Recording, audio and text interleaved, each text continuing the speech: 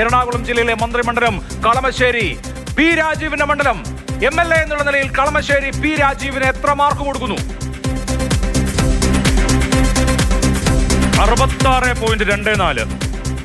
Rank 76 ഉണ്ട്. കളമശ്ശേരിയാണ് എന്നുള്ളത് കൊണ്ട് തന്നെ അതൊരു നല്ല മാർക്കാണ്. 66.24 നല്ല മാർക്കാണ്. കളമശ്ശേരി ആയതുകൊണ്ട് അതിലും മികച്ച മാർക്കാണ്. അത് ലെഫ്റ്റ് മണ്ഡലമല്ല. ഇപ്പൊ നമുക്ക് പറയുകയാണെങ്കിൽ പി ചന്ദ്രശേഖരന് കാഞ്ഞങ്ങാട് കിട്ടിയത് കൂട്ടല്ല. കളമശ്ശേരി ഒരു UDF അനുകൂലമായി ട്രെൻഡുള്ള മണ്ഡലം. അവിടെ 66.24 മാർക്കൊക്കെ പി രാജീവിന് കിട്ടുന്നത് വളരെ മെച്ചപ്പെട്ട. അപ്പം ഞാൻ കളമശ്ശേരി മണ്ഡലത്തിലാണ് താമസിക്കുന്നത്. അപ്പം നമുക്കെന്നറിയാം ഒരുപാട് വികസന പ്രവർത്തനങ്ങളൊക്കെ നടത്തിയിട്ടുണ്ട്. അത് ഒരു അർബൻ മണ്ഡലമായതുകൊണ്ട് തന്നെ അത് ജനങ്ങളിലേക്ക് എത്തിയിട്ടുണ്ടോ എന്നുള്ളതിലൊരു ആശയക്കുഴപ്പമാണ്. അപ്പം നമ്മൾ സർവേയിൽ പങ്കെടുക്കുമ്പോൾ രാജീവിനെ സംബന്ധിച്ച് പറയുകയാണെങ്കിൽ വികസന പ്രവർത്തനങ്ങൾ നടത്തുന്ന ഒരു ആക്ഷേപമില്ല. അദ്ദേഹം മണ്ഡലത്തിൽ വേണ്ട കാര്യങ്ങൾ ചെയ്തിട്ടുണ്ട്, നിരവധി കാര്യങ്ങൾ ചെയ്തൊരു പ്രതികരണം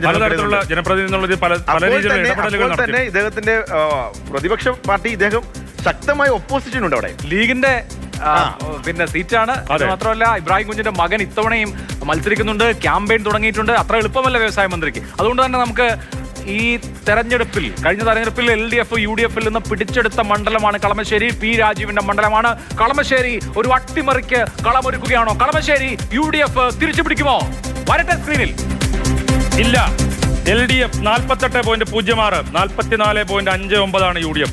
3.47% നേരിയ മുൻതൂക്കം LDF-നുണ്ട്. കളമശ്ശേരിയിൽ 3.47 മുൻതൂക്കം LDF-നുണ്ട്.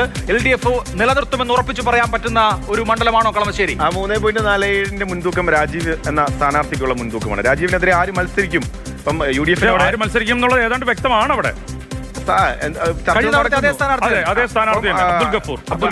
ഈ രാജീവിനെ പരാജയപ്പെടുത്താൻ പറ്റുന്ന സ്ഥാനാർത്ഥി UDF-നുണ്ടോ എന്നുള്ളൊരു അത്രയും തലപ്പൊക്കമുള്ള സ്ഥാനാർത്ഥി ഉണ്ടോ എന്നുള്ള സംസാരമാണ്. അപ്പം 3.47 ലീഡ് പി രാജീവ് എന്ന സ്ഥാനാർത്ഥിക്കുള്ള ലീഡാണ്. അത് രാഷ്ട്രീയപരമായി UDF-ന് ജയിക്കാൻ പറ്റുന്ന ഒരു മണ്ഡലമാണ്. അവിടെ ഈ ന്യൂനപക്ഷ വോട്ടുകൾക്ക് നിർണായകമായ സ്വാധീനം. മുസ്ലിം വോട്ടുകൾ വലിയ നിർണായകമായ ഒരു ഘടകം. മുസ്ലിം വോട്ടുകൾ, ഹിന്ദു വോട്ടുകൾ ധാരാളമുണ്ട്.